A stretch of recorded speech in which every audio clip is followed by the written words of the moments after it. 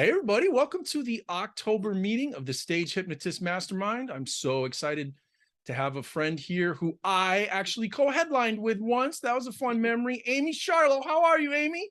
I'm doing great. Just got back to Minnesota. Oh my gosh, Sunday night. How did you say 4 months?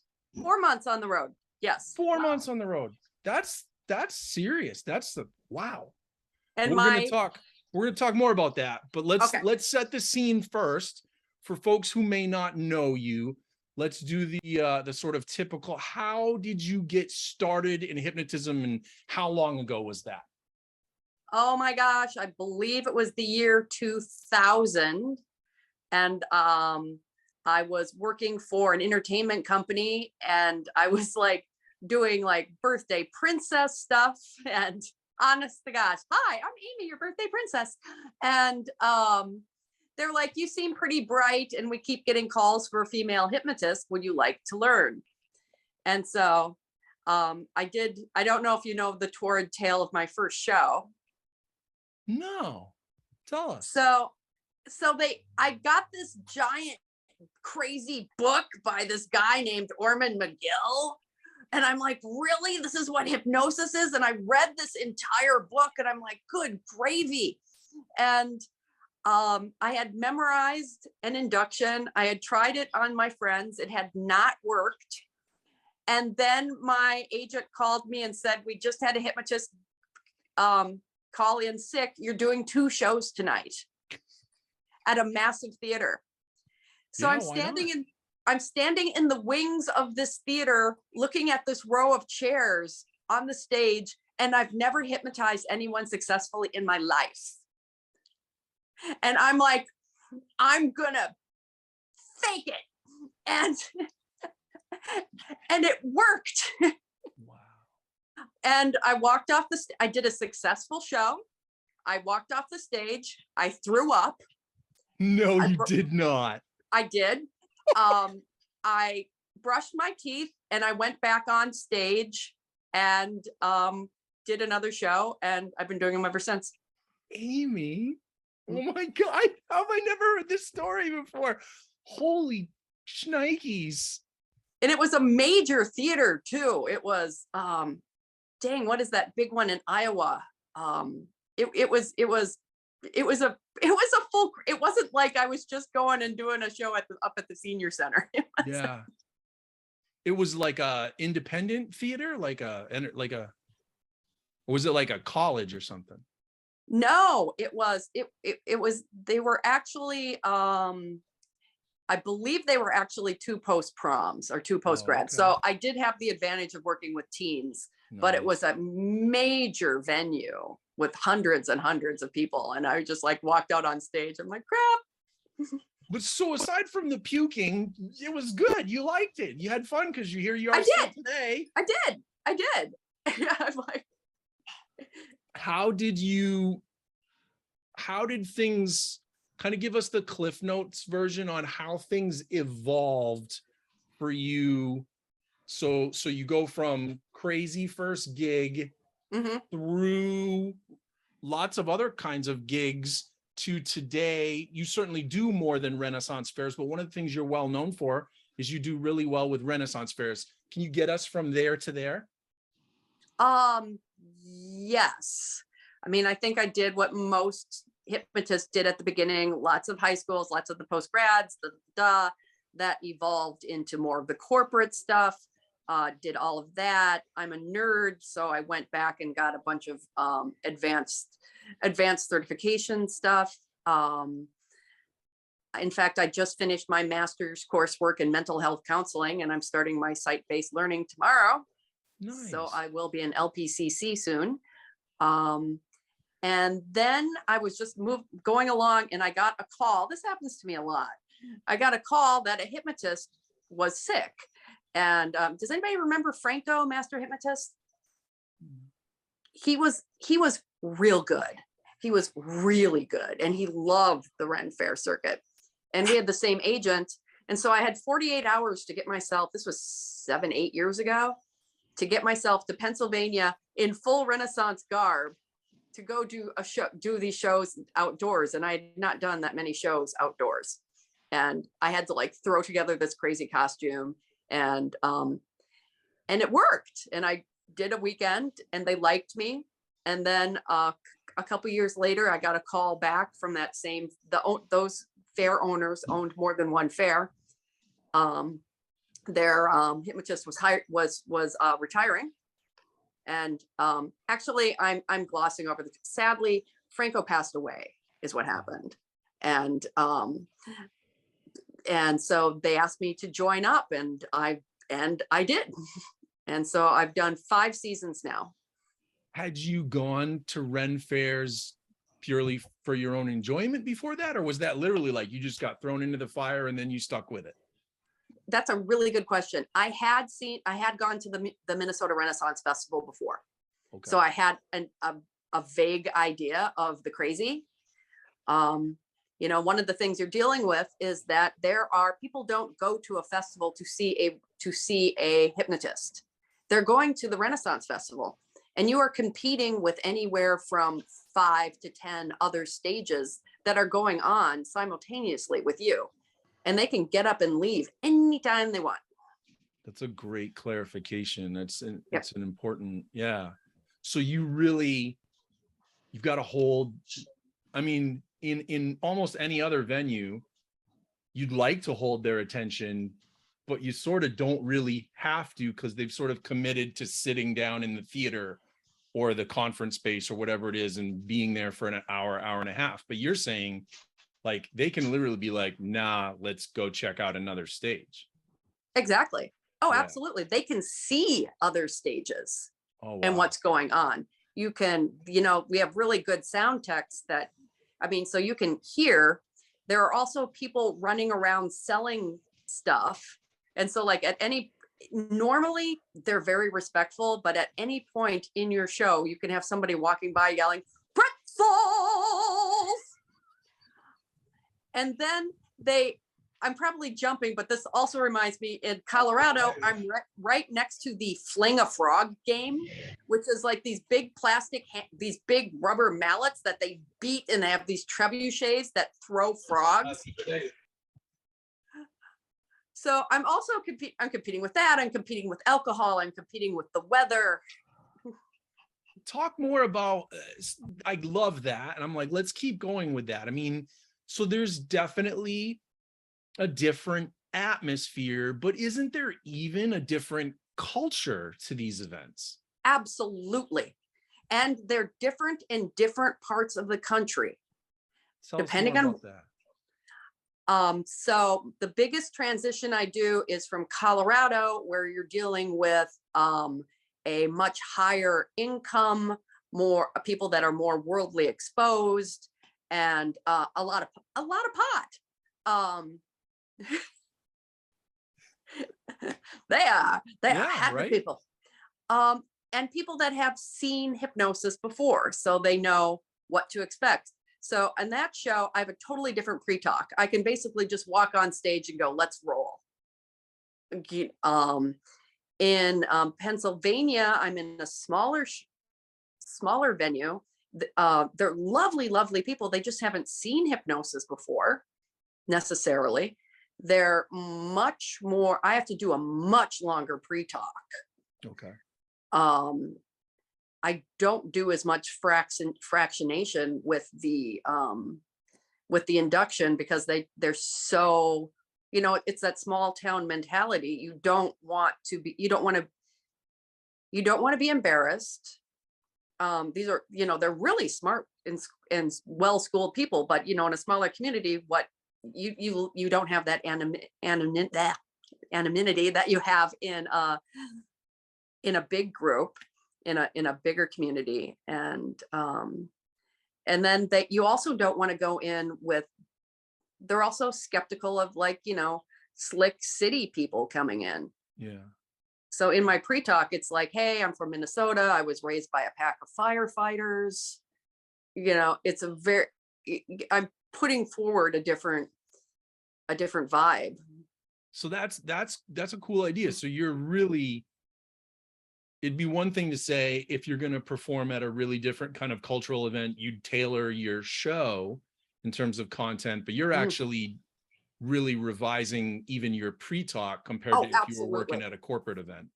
Oh, absolutely. And I realize I'm kind of, I kind of went a little zigzaggy off your question there. No, you're good. You're good. But yeah, the shows are completely different. The Ren Fair community, I think this is much more of what you're talking about. The people that attend Renaissance festivals, it's a really fascinating group of people. They, you've got people that have built their own armor. You've got furries. You've got people that are, I mean, they really embrace it, and you kind of have a real intense group. And then the other weird thing that I wanted to mention about that is that there is a certain amount of, I don't want to sound, be aware if you work in that environment, and this may be true of all outdoor festivals, that this fantasy world stuff attracts a certain number of people that are having challenges with their reality. And I run into more mental illness at Renaissance festivals. And I don't want to sound like maybe it's just hear it. You're not trying to cast everyone with that brush, but you're just saying you notice an increase in frequency in a segment of the population. Yes. Yeah. You know, it's like these incredibly creative people that, you know, and, you know, they're really cool and they're intense, and some of them may not be getting and that's just something to be aware of as a hypnotist. That's the group where I have more people approaching me after shows and while I'm walking around with mental health questions. Yeah. Amye, and again, I know that it's going to be like year to year, it's going to be different, site to site, it's going to be different. But generally speaking, for where this market is at now, like what percentage of people that go to Renaissance fairs go because it's a known quantity to them, it's a certain experience they want, and they really are choosing that, versus what percentage are curious explorers looking to check it out, sample it for the first time, maybe don't even know what they're getting into? Can you give us a sense of it? Most of the people, I'm just going to be pulling statistics. I'm making up statistics. I'm going to say 80% of the people there have been there before. There are groupies. They travel the country. They go from fair to fair. Okay. They love it. They drag in their friends. You see them. I have people that come to every weekend to every show. I mean, you fans. Yeah. Which is something that you don't really acquire other places as much as a hypnotist, because you're not in one place long enough. Right. And then there's maybe 10 to 20 that are 20% that are new, that are trying it. Renaissance festivals exploded over COVID. Exploding. Really? I have never seen crowds like this. Because they're outdoors, you think? Because people are still looking for ways to do things, and they could do it outdoors. Yep. And they love it, and they're coming back. I mean, we are breaking records left and right. We had over 40,000 people a day, and like in Colorado. Yeah. And unbelievable. I mean, like people waiting hours to get in, no place to park. I mean, having to have shuttle buses in the parking lots. Wow. What about, let's dig a little bit more, and then this will be my last question, I think, and we'll open up to the rest of the group. Let's dig more into your actual approach craft wise, like when you and I had alluded to this earlier, you and I co-headlined for the NGH convention one year together. So I did get to see your show at the time, but that was 3 years ago, almost 4 years ago now. When you go to a Ren fair, how I know you have beautiful dresses that you wear, and you know, you're not walking up in your corporate suit. I love that you Nope. do that. Like you're like, I'm getting into it. But like content wise, how much of the content are you really building for the Renaissance Fair? Are you trying to get people into that, like the real diehard Ren folks? Like, are you trying to get them to talk the way they talk and all that? Like, you know what I mean? Like, tell me about that part of it.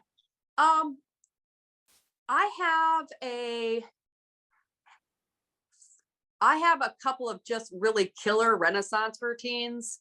You saw the early version of the Hypno Joust, which is a piece is beautiful theater. I because we have jousts that at these, you know, people are literally knocking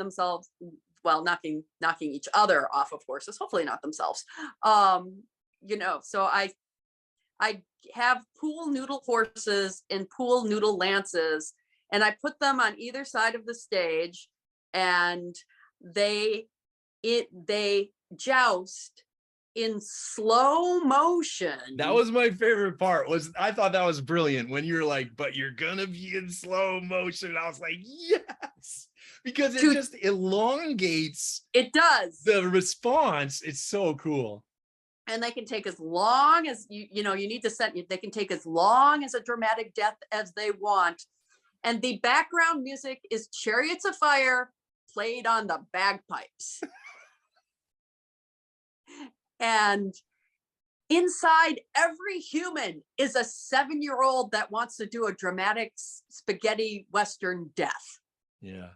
We love it. Yeah. Otherwise, I do, you know, you really have to be on the balls of your feet for these, because you do not know what the temperature is going to be. I've made ponchos, like fleece ponchos, my hypno cozies, for people on stage when it's really cold. Otherwise, it's really hard to get them into deeper hypnosis. So the routines change a lot depending on the weather and what I think I can, you know, sometimes you're going to have people that are real light, and sometimes you're going to have people that are real deep, and it's going to be, depends on your conditions. I still do a lot of real standard, you know, people love that forgetting a number thing.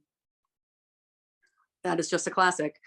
That's such a smart point that you made though, Amye. I really think for anyone who catches this on a replay later, if you haven't worked outside before, it's a different beast. And I know we've got Adrian here who just did a whole summer of working at campgrounds, right? And he'll get it. But honestly, like if you haven't worked outside and more than once, right? It's one thing to take an off gig, but when you've done it over and over again, and you've seen the impact of whether it's hot and sticky and humid to the point it makes people uncomfortable, so they have, or the other extreme is what Amy's talking about, it's just too cold and they can't get comfy because they're too cold. It can really, really make your job so much harder. Yeah, I literally, in Colorado, it's over a mile up in altitude. You reach up your arm, you actually do hit the sun with your fingertips. It is brutally hot there. And so I have to arrange the chairs under the limited sunscreens that I have. And so it's not going to be a pretty arc. I need them in the shade. If they're not in the shade, you can literally watch them blister with heat burns. You can literally see it, which is also why I made chair covers, because the chairs are blisteringly hot. You have to be so aware of outdoors. I've had hummingbirds stick their beaks in the people's ears. Get out of here.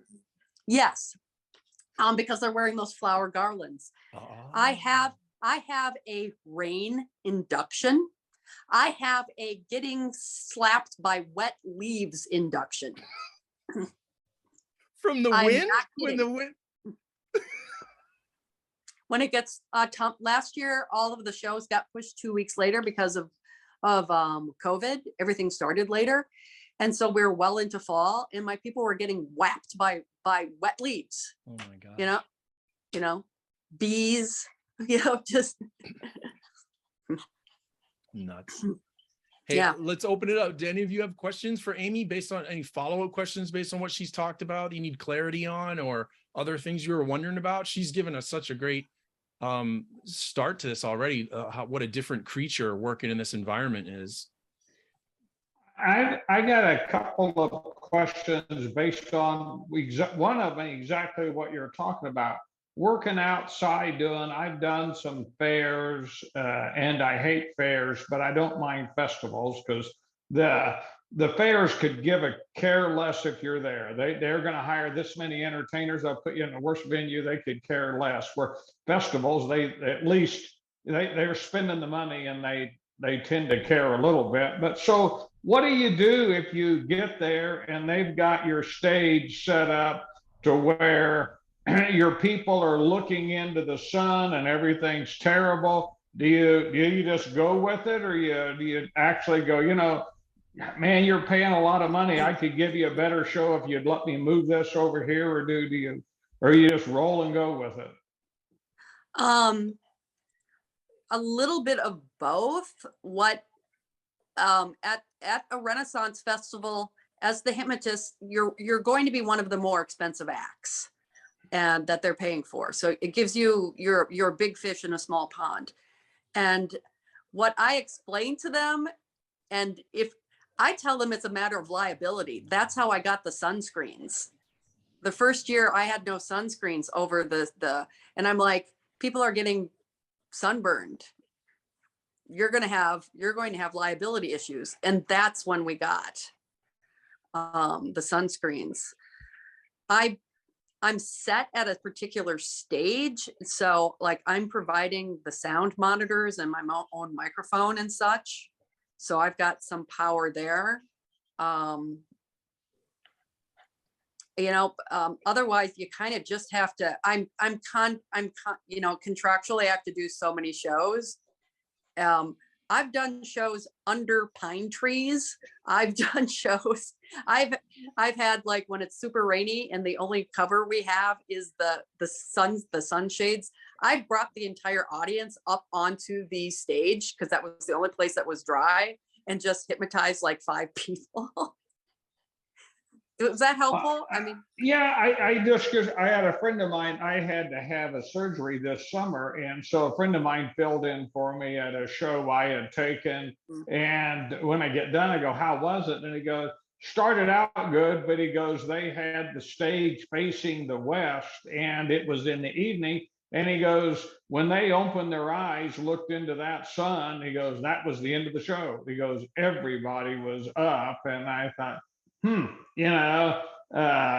were it not him, it would have been I. So is there anything that you can do about that? Or you just go, well, when I open their eyes, this could suck. I'll run skits where they don't open their eyes in because I can't move the sun. And anyway, I didn't know what your thoughts were on that. Yeah, that's a tough one. Whatever, especially if it's only a 1-day gig, because then you don't, because I'm someplace for like 8 weeks, and so you get time to fix it.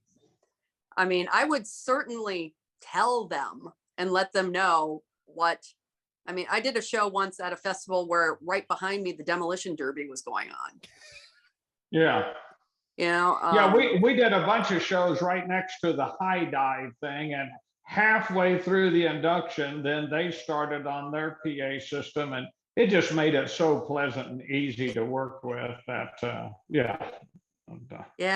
You had mentioned another thing, Amy, about if I got this right, on your fractionation, you said you do less fractionation in small towns. Did I get that right or wrong? Yeah, you did. And it's because, or if I've got a really squirrely audience, like I literally would have like a row of people with their legs bouncing. They were so uncomfortable, and I'm just doing everything. And so instead of looking at the object of fractionation, they'd look at the audience. Oh my God, people are looking at me. And so it's like, if I was going to do it, I'd have to do it really fast and really tight. I did find that I also tried just not using any fractionation, and it just wasn't as powerful for me. But I was real careful with it. Amy, can you tell us more? I'm really curious about what you said before. It was 8 weeks. Like some of your contracts are 8 weeks. You're at these, like, you're staying there, or are you just like, Yes. you're going there, you going back and forth? Like, no, I'm staying there, and I'm seeing clients via Zoom during the week. wow. And that's also how and when I finished my master's. Yeah. Yeah. So tell us more about that, because again, this is a really different, I've never worked in this market. Like, what's the range? You work a small Ren fair, you might only get booked for one show, and then you work a big one, you can be doing them for 8 weeks. Like, gives a sense of somehow, I'm sorry, I thought I had everything there. I thought I had everything worked out technologically with my phone. That's okay. So please repeat. So yeah, so how does the span of contract desires run? Like, I assume there are some fairs that are so small, you just get booked for one show and you're done. And then you've already said some of them are big enough that you're there for 8 weeks. I mean, how many times a day? Can you give just a sense of the different possibilities? Okay. Yeah. So there's somebody told me there's like 50 or 70 like Ren fairs in the United States. They overlap with each other. You can actually work Renaissance festivals 11 months out of the year in the United States if you want. I know a lot of people that, and they vary in length from ones that are like pop-ups on the weekend in a parking lot to ones that are like, 8 weeks. So for Colorado, currently I'm doing 2 1-hour shows a day. Most of the other acts do 4 half-hour shows. So they're looking for 4 hours of entertainment. It looks like we're going to switch it up. I've gotten so much faster over the years. I don't need, give me, and this, oh, here's the other thing. It's not a 1-hour show. You have the stage for 1 hour. All right. So that is when the other people have cleared the stage. You set up all of your chairs, you set up your sound, any additional sound equipment you gather your crowd, you do the show. You have to end it in time to pass the hat, sell whatever merch you're going to sell, wrap it up, have all of your chairs off the stage within that hour. Wow. And I can easily do that now in 45 minutes. I've done a 35-minute show because of weather before. So you can be looking at doing anywhere from, depends on the festival, usually with the Hypnotist, because it gathers such a huge group, they don't have us doing as many shows, it appears. So, 2 to 4 shows a day. One of the things they like about me is that in between, I do strolling. So I can walk around and just do street hypnosis. I don't know if you've seen that ridiculous sign I carry, hypnosis, free samples. No. I have like this sign, hypnosis, free samples. That's cool. That's cool. Do you find do you get a lot of people that catch the early show and they like it so much they come back to a later one? Sometimes. I mean, the thing is with the festivals, there are so many acts and so many things that they can't see. You cannot see them all. Yeah. What I get is a lot of people that see me one year that come back with more people the next year. And then there was something else that you asked that something else you just asked I was going to make a point on, and it's gone. We were talking about contract type stuff, like how to contract arrangements. Normally it is a buyer's market for Renaissance festivals, and the owners of them, they really do make the rules. You have very little room for negotiation.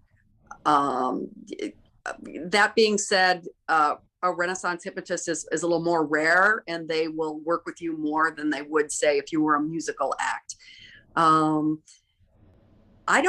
I get very few partial contracts. It's like you're doing the whole thing or you're doing nothing. Mm-hmm. You can't pick and choose. I can't go to Hypnothoughts, sadly, because it's in the middle of it. I can't go, oh, can we get somebody else for one weekend? Right. It's very and that's what they're used to dealing with. Yeah. So how important is it that you are authentic with the Ren Fair vibe? Well, if you've been to a Ren Fair, you know that there are anachronisms everywhere. You've got people dressed up as Spider-Man with bunny ears, and those are the guests, not the. There is a dress code, at least for the ones I work. You have to have a fairly authentic Renaissance-looking costumes. They have not. When I started, I did everything Renaissance, like you're driving a carriage, you're driving da, da, da, da. And then over the years, it just evolved back. I was getting a stronger reaction with people driving a car, because that's what you've got the muscle memory to. And so I have a few Renaissance-y things in there. I do not use an accent. I think that's I think it would be ridiculous for a hypnotist to use an accent. I don't think I'd have the credibility. Hello. I'm asleep. That's awesome. Welcome. I like it. To the Colorado It's a Renaissance fun Festival. idea, though. I'm like, gosh, like I want to see someone do that. I don't know. Maybe somebody else. I've never even tried it. It's like. But if you don't feel good doing it, right? That's like, if you don't feel good, it's going to throw off the way you work. I get that. Right. And so I go by Lady Amelia, but I also put forward my actual credentials. And then you see people in the audience relax, and then they'll volunteer. I mean, I think if I was a character hypnotist, the festival, they asked me to make sure that my monitors were covered and there weren't just monitors sitting around. So it's very loosey-goosey. I mean, I'm still holding a microphone. Did that answer your question? Pretty much. Colin, go further with it. Tell us more what you were thinking about it. I don't want to hijack this conversation, but I'm developing this theory about the importance for stage hypnotists of being authentic, true to who they are, rather than just being a total whore for their audience and becoming something else. And look, I'm happy to be a whore, but only if it gets me laid and paid. All right, not just to make some audience happy. It's like, if I'm going to go out there and do something, you know what? I am what I am. See, I don't feel like I would ever be a good fit for the Ren Fair because, well, look, I suck at any kind of fashion, let alone a fashion from hundreds of years ago, okay? I got no shot, okay? I wear cargo pants on a daily basis, for crying out loud. I got a different piece that's authentic for me, and so that's kind of why I was asking, because I've been putting a lot of time, a lot of energy into thinking about authenticity in terms of what it is that we do. I think what I do would actually lend credibility to your theory. I think your theory is right, because I'm a fancy pants anyways. So for me, a big silk gown, not that far of a stretch. And then, like you said, I'm me. It's just, instead of Amy, it's Lady Amelia. I've got big posters and stuff, but there's no character there. I'm always me.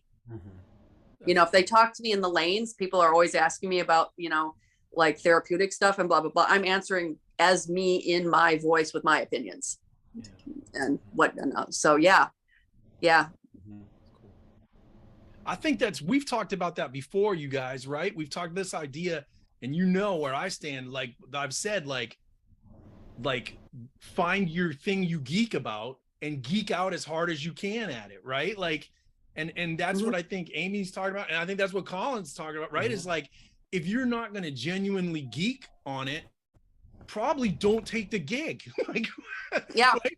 Like it's just not worth it. I love, Colin, that you have that instinct of like, there's never enough money, right, to go in someplace and just be a total fake, like I've seen Amy's show, and Amy's got her vibe down, and she can switch that vibe. She still knows, right? Like if she's working a corporate event, she's not rolling in as Lady Amelia. She's changing it up in a way that she knows she can. But you don't go in and work some total niche market if you're not somehow kind of like feeling like you can really do it. That makes sense to me. Yeah. Cool. Yeah. Any other questions? I've gone and hung out at Ren fairs before. I have a good time, but it's like, as far as anything on stage, that's just never going to be me. It's like, now I've got gigs upcoming for a U.S. Navy unit where we're going to have 500 sailors there, and a spy agency, 1,600 people there. Now, I happen to be a former Army intelligence officer. So guess what? I actually have an affinity for both groups. I can speak their language. Yeah. And so I can go in there, and then the very next weekend, I'm in a 21 plus comedy club where I've dropped all the HR friendly stuff. And all of it is me, even though it's very different shows.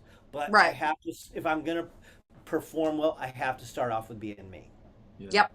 Yep. And I love that clarification, Colin, is we all do have compartments, right? You have compartmentalized versions of self, and you can work within the compartments.